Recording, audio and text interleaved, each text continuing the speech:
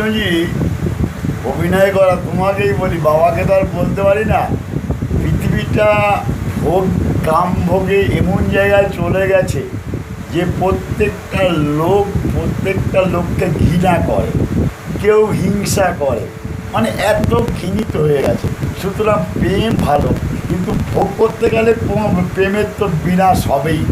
সুতরাং প্রেম যে ভোগ, নোংরা ভোগ, ওটা তো একটা দুর্গন্ধ, পচা, বলতেও লজ্জা লাগে। প্রেম ঠিক আছে, ওটা দুর্গন্ধ পচা, সে যেই করুক, যেই জায়গায়, ওটা দুর্গন্ধ ঘৃণিত জায়গা।